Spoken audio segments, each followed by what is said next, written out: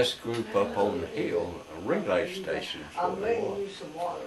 come down one morning and said, "Hey," says, "there's 20 Germans behind you asleep."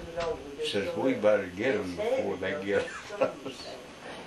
And it's just 3 of them and 3 of us. So we left. All right. And of all times, we had a replacement out there, a regular Burns, Red Burns. He had an appointment with the dentist to fill the tooth. And so they sent this fellow out. He had an IQ of 167. As the biggest idiot I've ever. That's usually the way it goes. Yeah. Their intelligence is focused in one narrow area, usually. Okay. Yeah. And finally the Germans, they hollered, "Comrade, we're coming." And so they come marching out. And they had told us there's 20 of them laying back there, you know. And so when they come out, I counted 20, they come out, standing out there. So we had 1 or 2 to hold the guns on behind them. And we went out there and searched them and got all the guns and one thing and another. And got to counting, there wasn't but 11. And so, anyhow, when we got through, the other boys come out that had the guns on, and they said, "Where's your sergeant?" I said, "There's not a sergeant within miles of here." He said, "You mean this is all up?" In perfect English. I said, "Yeah, this is all up. How many you need?" The German was telling you that? Huh? Yeah. The German was telling you that? Yeah, the German sergeant over that crew. Yeah. Yeah. He felt like he got cheated. Surrendered. So how many of it? How many of 4. you know, 4. So 11 surrendered to 4. Yeah. Well, there wasn't 20 to start with? Huh? Was it 20 to start with? No. Them boys got excited. There was 12 of them, but 1 of them had run. Yeah. And what we didn't know, they was laying in an old wagon road bed, and we was just shooting over their heads. But anyhow, we was lucky we got them. Yeah. And we had a colonel of World War I, and he's an infantry, and he's just about the size of Buddy, and he'd always smoked a cigar, and if he saluted you, he'd salute you with that cigar in his hand. So every evening, he'd come down, A battery's over here, B battery here, C and D is down below us. And this colonel we'd be out there on the porch after 5 o'clock, you know, and just sitting there and trying to get cooled off. And the colonel would come down through there, smoking that cigar, and Buddy had seen him coming, and he's about the size of the colonel anyhow. He's both a little overweight.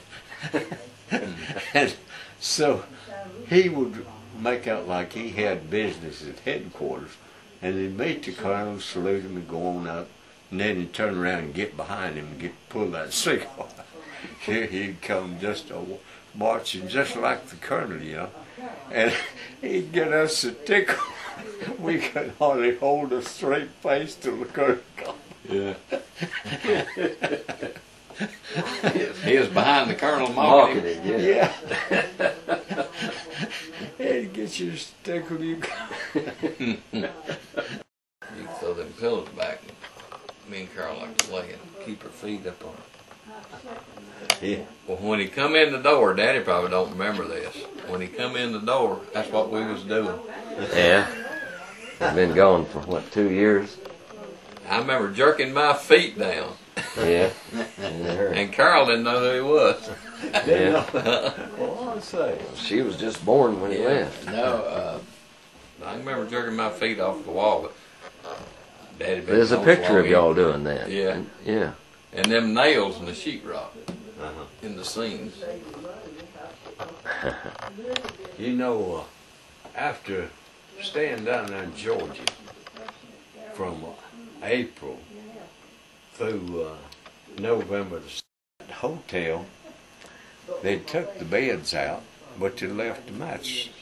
So me and Warren had got in and we were sleeping on this mattress, and about that time one of them bums hit the side of the mountain over there on the other side of the river. The window light flew out and we went up in there and bam on the floor. But what kept everybody nervous, see, our headquarters is a lot of people, soldiers there, was there at this little old town right on the edge of the river. And it kept a lot of them shook up, I'll tell you that. How did they control that? Radio control or something? I reckon. But anyhow, sometimes they would miscue. Yeah.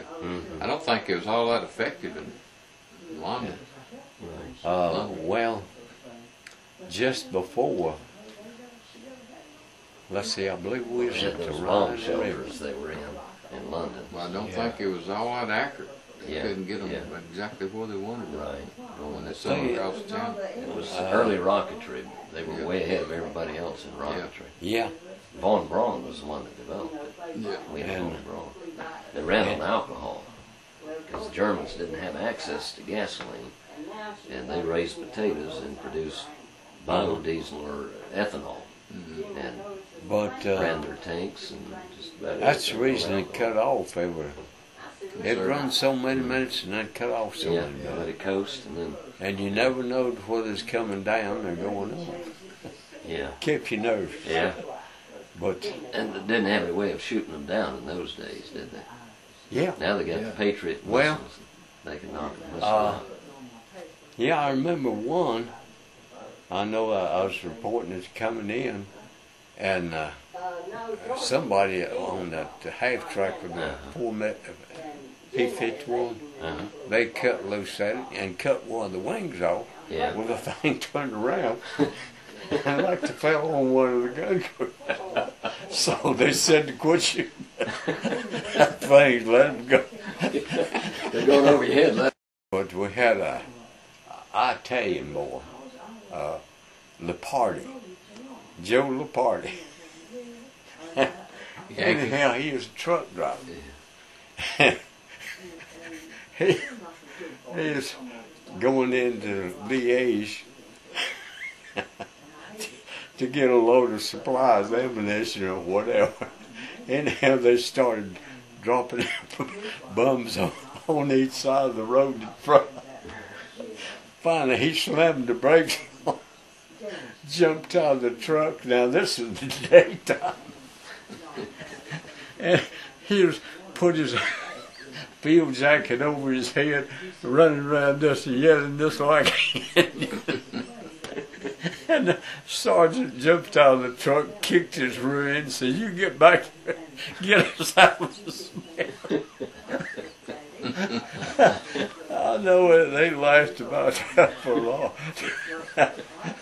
but you know, the Italians can get real excited, didn't Oh, they? yeah. Talk of their hand. Yeah. The Greeks and Italians, I don't know but- which is the worst. Now, you've heard the expression, people when the shells start falling will get on a newspaper if they could. But that's as good as throwing that. Jacket over his head. Well, I told them when that I got a letter that saying the church was, everybody in the church was praying for us hour a day. You know, everybody had their hour during the day. 24 hours, right? Yeah. Around the clock. And one says, "Well, that sounds like a good idea. I'll tell my church when I go down there this weekend. So he told them that they did too. And so he felt like as long as he stayed with me, he was safe, you know. All them people praying for him. So every time they call me and tell me, go up to a certain place and see what you can see from there. And one thing and another. And anyhow, they told us this is right on the German-Belgian border. A little old town, I can't think of what the name of it was. Anyhow, there's a big farm over there on the left of the town. And there's a big 2-story brick house there. And so it'd been perfect to get up in that and look over the hillsides, you know, to the front. Yeah. And so we got over there, and anyhow, I got out of the Jeep. There snow was on the ground. Just some of it had melted off. And so it was a big old Guernsey cow. Had to pick a fence around the house. It was a nice place. Anyhow, I showed the cow over there. She stepped on the mine and just crashed down. And how it kept from hitting me, I don't know. And but I didn't get a scratch. And so I opened the gate and seen they had these little old shoe mines, they call them. Germans did. And you could just barely see them here and there. I said, Warren, watch out here. I said, this walkway is mined. So we walked in, and I started opening the front door, and I seen the copper wire hooked to the door. And I looked, and they had a German rifle hooked to the wall that if I'd have pulled the door open, I'd have shot myself in the temple. And so I said, this thing is big truck like everything. About that time, the German Forward Observer spotted us, and they threw the smoke shell. They'd get the artillery to throw a smoke shell so they could see it, and they'd get you range.